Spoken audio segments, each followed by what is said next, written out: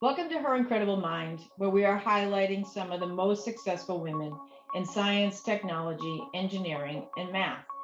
These women are inspirational leaders, showing resilience in the face of adversity.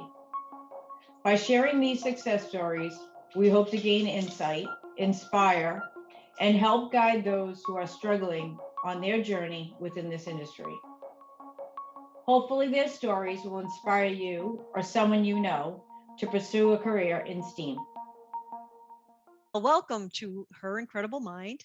And we highlight women with STEM related careers. Today, I am so honored to be speaking with Her Incredible Mind founder. Also, today, really as a life consultant, or should I say, life sciences consultant? I like life consultant, to be honest with you, Cate. So, Cate Fagan, my pleasure to be, introducing you and interviewing you today. Thanks, Pam. I feel the same way about you. Thanks so much. So, Cate, you know, you had asked me some questions early on when you were starting to talk about the concept of her incredible mind. And one of them you asked me was about what I was doing in my role as a professional today. Let's talk, aside from her incredible mind, what are you doing today, primarily in the life science side of the world?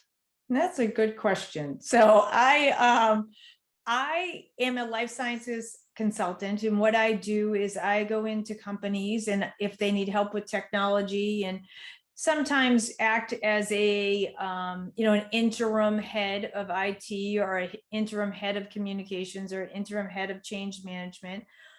And I do a lot of work now, not so much more in the technology space, which is really where I've come from, but I do a lot more at the business level, a lot more in the operational effectiveness, streamlining communications, working through change management, and really maturing organizations across the board, not just from a technology standpoint, but from processes and people, and actually contributing to culture, which is one of my biggest passions, is culture.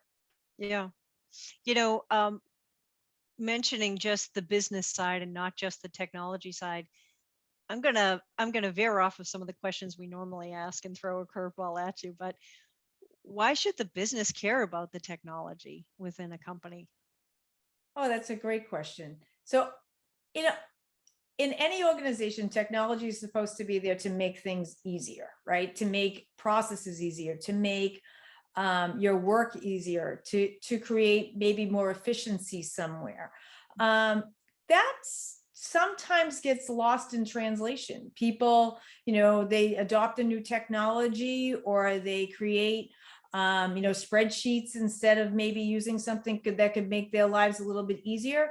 And I think in maybe back when you and I started out, that immediately meant that we were not going to be, we were going to be replaced by technology, right? That is not the case. It's not what happens at all. In fact, it just helps us to be more efficient, more effective, and it helps us to grow professionally. When we're not counting on having to go in and click and do this and do that, and we're actually working in a way that is making it, something where we're using our minds more.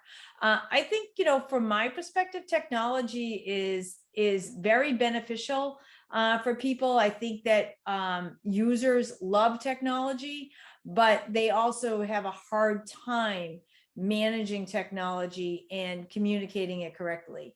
Technology needs to come with communication and change management and training. If you don't have those three, nothing in technology will be successful. Yeah, I mean, we use the word change management, but maybe for the people that are watching today, what is change management in the world of technology and business? What does that mean to your clients and to you? That's a great question, because I know we throw the lingo, especially in technology, all the time. Yeah. Uh, Change management is managing the change in the environment. So when you're having a new platform come on board, it's important to communicate, thoroughly when you're doing that.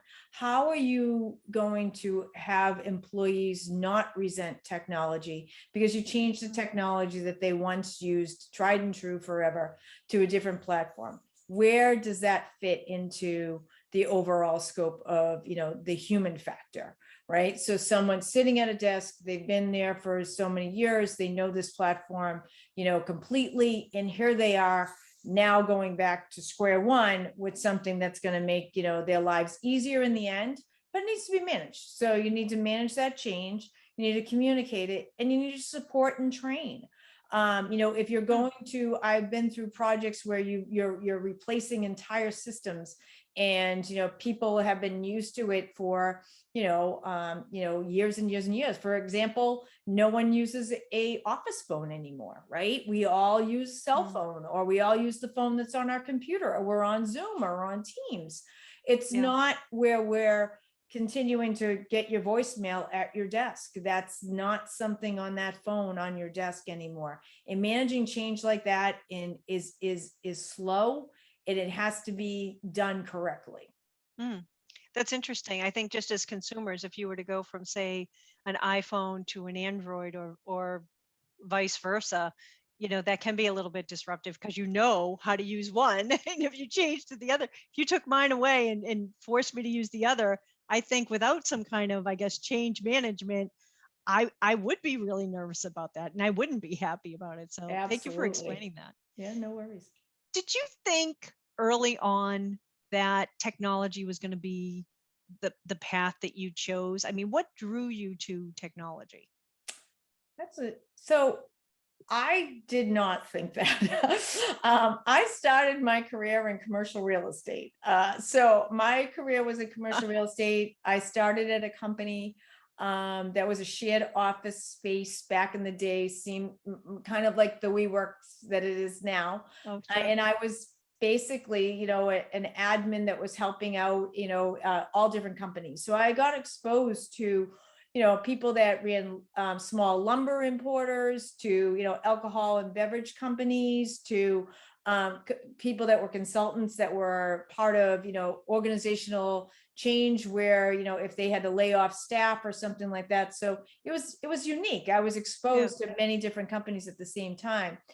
From there, I was in commercial real estate for a company called Fallon, Hines and O'Connor, and at the time they were a boutique, commercial real estate firm, and they had clients at the time that were just coming to the United States or just starting up in the United States as life sciences organizations, and I was a admin for a couple of the key brokers at the time that were handling life sciences clients. I was the girl who knew how to reboot the Novell server. And they taught me one day, and that's what I went through. And I just kind of fell into loving technology and taking a totally different path. From there, I went to a major development company that was located in Boston too as well. And I headed up IT there. So it was very, very different from my journey. From there I went to, strictly technology companies, and then eventually to life sciences. It's incredible. One common theme I'm hearing from all the young girls to high school students to college age, and to, women who've had careers in this, technical or some type of engineering industry, is that trying new things, being curious. It doesn't seem like everything was all mapped out or planned out. Even young girls that are trying different camps, or different after school programs and things like that. Sometimes they think they like it. Sometimes they don't like what they thought they would.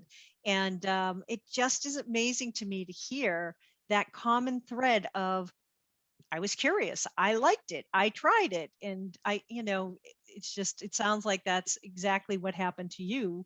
You embraced whatever the technology system was, and maybe even on some level self-taught, right? So Very you much did some so. research, you did some of that, instead of sort of waiting for all these things to just happen. It was just jumping in, as they say, and getting involved. And did you, the role that you're in today, how did at what part of your journey, I guess, were you ready to say, this is what I want to do? And what was it that specifically drew you into being life science, consultant across not just technology, but business? When I was at Fallon Heinz and O'Connor, the culture that we built in that organization was incredible. It always set the tone for what I wanted in my career to work for from a company standpoint. They were just we used to call it contribute to the whole. And it was this enrolling, organization where everybody was proud of what they did. Everybody was compensated and treated equally. It was just a really well-run organization. When I went into life sciences many years later, and some of those life sciences companies that I worked with were actually my clients back when I was at Fallon Heinz and O'Connor, they had that same that culture of enrollment, that culture of everybody going and contributing to the whole, and people really working together. Some of the experience that I gained from that is the difference in my career. Is not just that, what did you do? How did you roll out that program or project or anything? It's the ethos, if you will, of what comes with that company, of what it took to be part of that company, for the teamwork that gets done, the respect for one another, the everyone being kind of going in the same way but leading individually, which is a very hard thing to do, because there are some people that want to lead and some people that don't, and that's okay. But it was definitely one of those, it felt right, kind of industries for me. I really feel that way. Yeah. I mean, were there ever times when things didn't feel right? Were there any obstacles or hurdles sort of in your way that you had to overcome during your career? I think in technology in general, there are always obstacles that we need to overcome. I think the biggest obstacle is truly understanding the user base. There is a gap in user bases, including myself. I'm a technologist, who's running technology at strategic levels. If you ever asked me how to do something on your iPhone, I'd probably have to look it up. It's just not what I do, right? It's not who I am. It's not what I do. So I think that that's part of it, is understanding generationally, and also somewhat of, kind of whether you're interested in it or not, because, there are people that just technology just bothers them. They don't want, that, that technology, that new technology. Some people still want a phone on their desk. I understand it. Yeah. And managing that change and making people feel comfortable, and also making people feel respected in that opinion, is a challenge, right? Because you're trying to roll out something on a strategic level that in the long run is the right thing to do for the company, but you're still trying to make other people feel supported and heard, and that their opinion matters too as well. So it's a hard balance in IT. So, was there anything in particular that you ever felt, for you personally, was a little bit of a hurdle, or, maybe prevented you from moving forward or reaching your full potential at times? So I think the biggest hurdle that I had to overcome actually was learning to have the hard conversation. I was definitely hesitant to ask people about performance, or was what we were working on, or soliciting feedback. Was any of that something that I was doing wrong, or that can be improved? I was someone who hated those those sessions that you had afterwards, to kind of regroup and say, okay, how well did the project go? How well did the project not go? I hated that.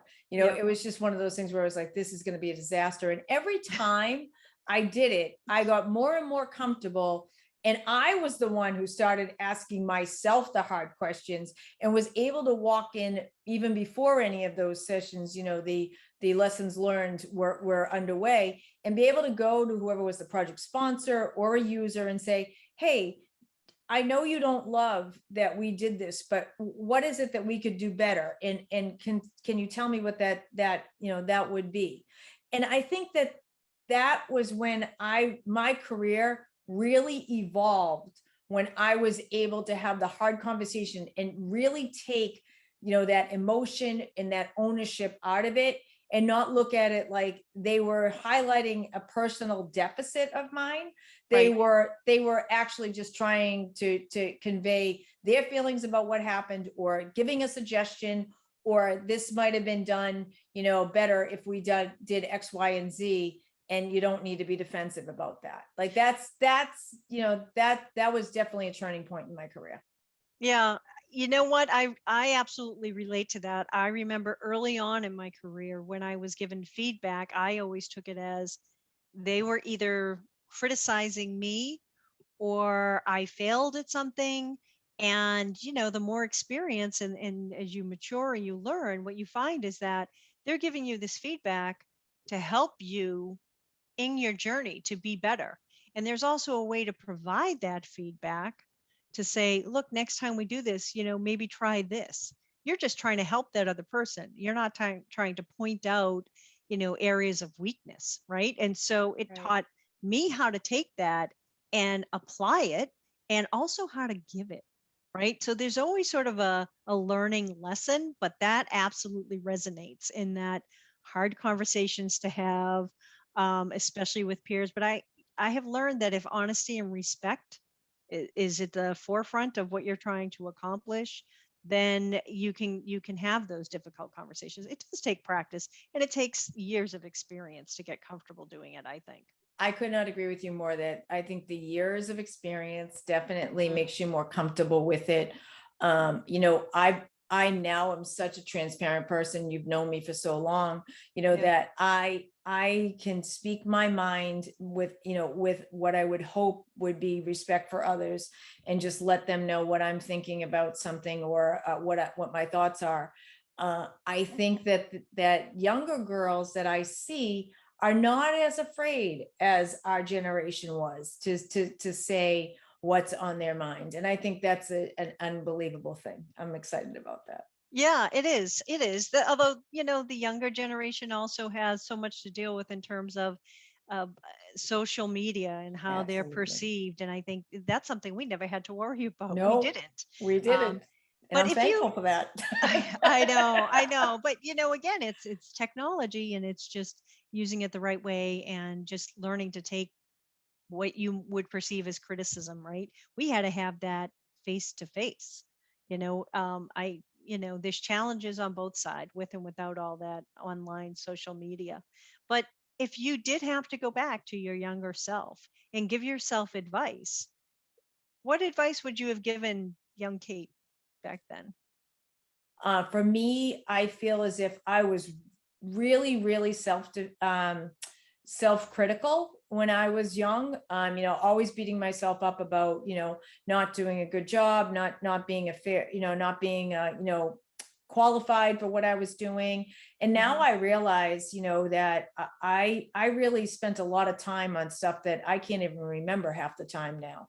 You know what I mean? That it was so Worrying about small. it. It was so Yep. small, Yep. that I was worrying about things that just did not matter. So Yep. I think it's important for younger players and younger women in this, in this world, to really understand that it's a journey. It's not one point in time. It's not, one day. It's a journey, and you evolve. You will evolve. Yeah. Yeah. That's great. And if sometimes when things happen, you think this is forever. This is, oh, this is going to impact me for the rest of my life. It isn't. You know, it 3 years, 5 years makes a huge difference. You're not even going to know some of the people that you might feel are criticizing today. They won't even be in your world in the future, and so it won't matter, even though it feels like it's everything right now, at a young age. But when we look at for social media as professionals, we use platforms like LinkedIn. and LinkedIn tells you who the person is that maybe you're looking for, or if you've heard a name or had a meeting, you can look up and learn about that person. What three things, three words, if you had to choose to describe Cate Fagan on LinkedIn, what three words would you choose? I would say passionate. I would say invested, and I would say above all authentic. Very authentic. I think that's great. Fantastic. Kate, thank you so much for spending the time today and letting everyone really get a chance to know the founder of Her Incredible Mind. And let me just thank you for taking the time to dedicate an organization where we can help so many people. And you and I know we didn't have organizations like this when we were coming on to our own journeys, and anything we can do to help make it easier for our sisters out there in the world, we're more than happy to. So I can't even thank you enough, but thank you for today, and thank you for Her Incredible Mind. Thank you.